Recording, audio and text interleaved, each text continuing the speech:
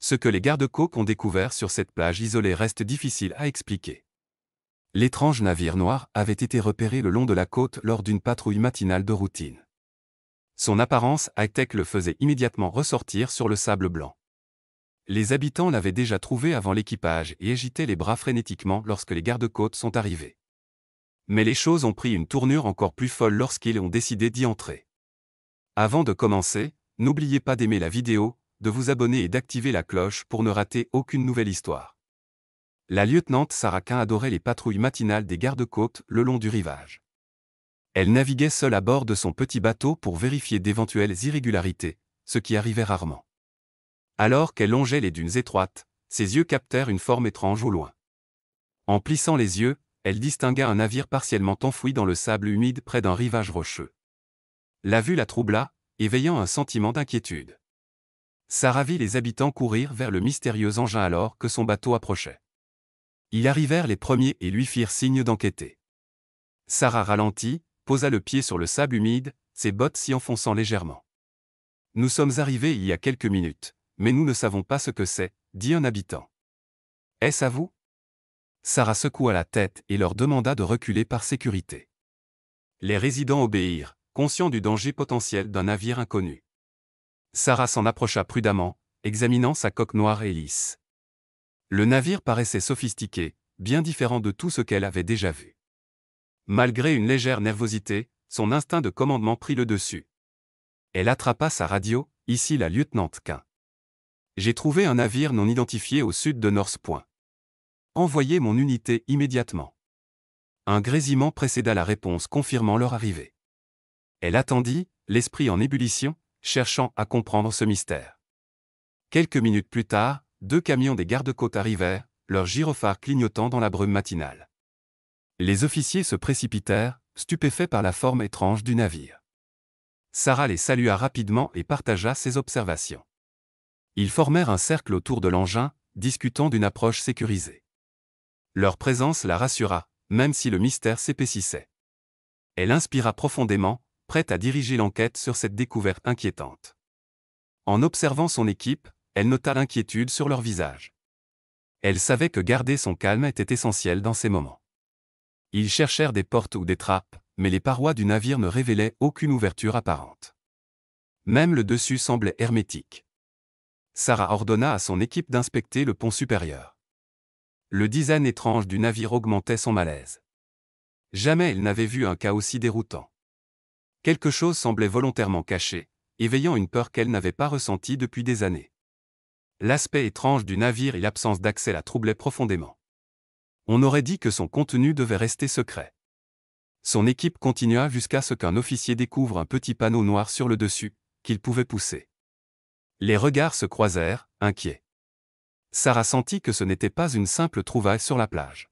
« D'accord, entrons », ordonna-t-elle, dissimulant son stress derrière son ton ferme. 6 officiers grimpèrent sur le pont supérieur et ouvrirent la trappe. Un air froid et humide s'en échappa tandis qu'ils descendaient, leurs lampes perçant obscurité. L'espace était exigu et oppressant, rempli de petits casiers vides et de panneaux clignotants d'une technologie inconnue. Chaque bruit résonnait dans le couloir étroit. L'équipe avançait prudemment, suivant des traces indiquant que de lourds objets avaient été traînés récemment. Alors qu'ils s'apprêtaient à sortir, un clic mécanique brisa le silence. La trappe se referma brusquement, les enfermant à l'intérieur. La panique se lut sur les visages tandis qu'un bourdonnement se fit entendre sous leurs pieds. Les lumières vacillèrent, le moteur rugit, et le navire se mit à bouger tout seul. La plage disparut des hublots, remplacée par les vagues. Puis vint la descente, brutale et terrifiante, sous la surface. L'eau sombre engloutit les vitres. L'espace clos craquait et tremblait, amplifiant leur peur. Leur radio était morte, ils étaient complètement isolés. Puis le navire accéléra. Le fond marin filait à une vitesse incroyable, bien au-delà de tout sous-marin connu. Ils étaient prisonniers, emportés dans les profondeurs à bord d'un engin défiant toute logique. Le temps s'étira, l'air devenant lourd et étouffant. Après ce qui sembla des heures, le navire commença à remonter. Leurs oreilles se mirent à bourdonner, et la lumière inonda la cabine lorsqu'ils émergèrent. Devant eux s'étendait un vaste océan, interrompu seulement par une île dense à l'horizon. Le navire noir dériva doucement jusqu'au rivage et s'arrêta, comme s'il les invitait à descendre. La trappe s'ouvrit dans un grincement, et l'équipage posa le pied sur le sable humide. Ils scrutèrent la lisière de la forêt, méfiants, sentant des regards invisibles dans les ombres. L'instinct de Sarah s'aiguisa. Le silence de l'île semblait artificiel, presque conscient. Elle ordonna à son équipe de se séparer, un groupe explorait l'intérieur, l'autre longerait le rivage. Leurs radios restèrent muettes, accentuant le sentiment d'isolement. À l'intérieur des terres, le premier groupe tomba sur des structures abîmées, dissimulées sous des lianes épaisses, des abris de fortune faits de branches et de cordes, rongés par le temps. Les lampes révélèrent la poussière et la désolation. Les pensées de Sarah s'emballèrent. Qui avait construit cet endroit, et pourquoi avait-il disparu? Dans la plus grande des structures, les hommes découvrirent de lourdes caisses empilées dans un coin. En les ouvrant, ils restèrent stupéfaits, du matériel militaire, des dispositifs sonars, des combinaisons de protection et du matériel de surveillance. La plupart étaient rouillés ou inutilisables, mais la technologie était indéniablement avancée. Le cœur de Sarah s'emballa. Plus ils en découvraient, moins tout cela semblait avoir du sens. Le contenu de la caisse ressemblait à un avertissement, pas à un indice. Chaque pas en avant paraissait une frontière entre la découverte et le danger. Sarah menait la marche, les sens en alerte, alors qu'ils s'enfonçaient plus profondément dans la forêt. Plus loin à l'intérieur des terres, ils tombèrent sur un campement de fortune. Des bâches pendaient entre les arbres, formant des abris rudimentaires. Des empreintes de pas marquaient la terre dans toutes les directions, certaines profondes, d'autres brouillées par des pas précipités. Une gourde à moitié pleine reposait près du feu. Ils n'étaient pas seuls. L'île était habitée, et ceux qui y vivaient savaient désormais qu'ils étaient arrivés. L'attaque survint sans avertissement.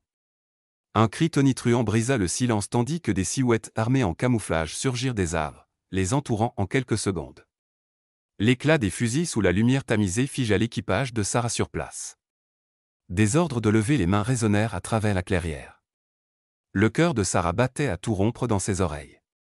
Son équipe obéit, main levée, en infériorité numérique et sans défense. Pendant un instant tendu, personne ne parla. Puis Sarah força sa voix à rester calme.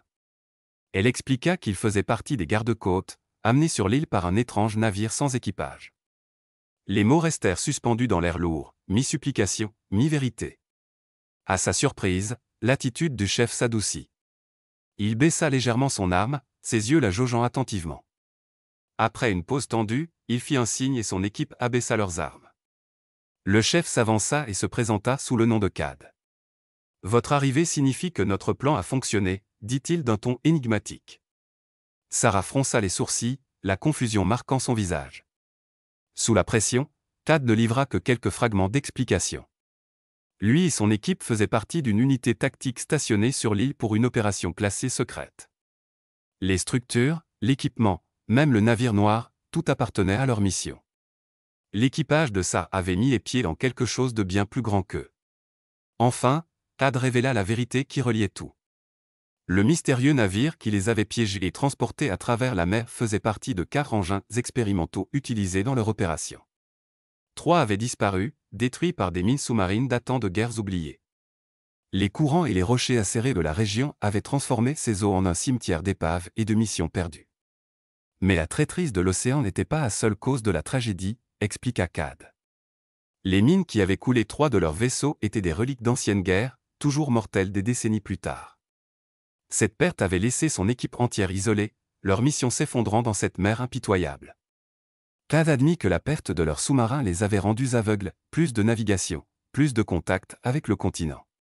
L'arrivée inattendue de Sarah et de son équipe représentait une lueur d'espoir, mais comportait un immense risque. Les hommes de Cad avaient envisagé de partir avec leur dernier bateau, mais cela signifiait abandonner les autres. Naviguer à l'aveugle dans l'immensité de l'océan aurait été un suicide, sans carte, sans signaux, sans direction claire. Ils avaient choisi de rester, piégés entre la terre et la mer. Le désespoir les avait poussés à une ultime tentative.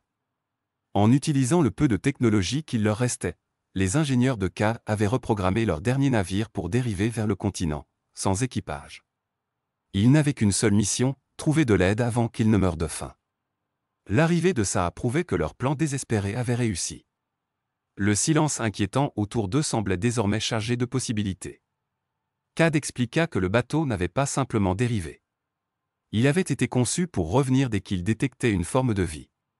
Ces capteurs pouvaient repérer la chaleur infrarouge et le poids des corps, verrouillant automatiquement tout passager vivant pour le ramener à son point d'origine. C'est pour cela que l'équipage de Sarah avait été piégé à l'intérieur et conduit jusqu'ici. La réalisation la frappa, leur arrivée accidentelle n'était pas un hasard.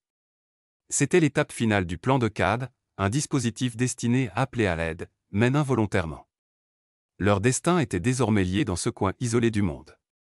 Rapidement, Sarah attrapa l'équipement satellite de son équipe. « Vérifions notre position », dit-elle d'une voix assurée. Le GPS s'alluma, indiquant qu'il se trouvait à environ 150 milles de la côte la plus proche. Une distance redoutable, mais pas impossible. Elle transmit un signal de détresse sur toutes les fréquences disponibles, regardant les vagues avec une tension pleine d'espoir. Après 6 heures d'attente angoissante, une forme apparut au loin, un navire fendait la brume. Un soulagement intense envahit Sarah, le signal avait enfin atteint quelqu'un. Le sauvetage était arrivé, leur calvaire touchait à sa fin. Lorsqu'ils montèrent sur le pont du navire de secours, l'épuisement se mêla à l'incrédulité. L'île rétrécissait derrière eux, ses mystères avalés par le brouillard au loin. Le leadership de Sarah et l'ingéniosité désespérée de Cad avaient transformé une catastrophe en survie. Elle contempla la mer ouverte, le soleil couchant peignant l'horizon d'or. « Quelle journée !» murmura-t-elle avec un sourire fatigué. Autour d'elle, 2 équipages, autrefois étrangers, partageaient désormais le lien silencieux des rescapés. Tandis que le navire les ramenait vers le continent, un sentiment de victoire se mêlait à une étrange inquiétude. L'île disparut sous l'horizon, mais une pensée obsédante demeura, quels autres secrets reposaient encore dans cet endroit oublié, attendant d'être découverts.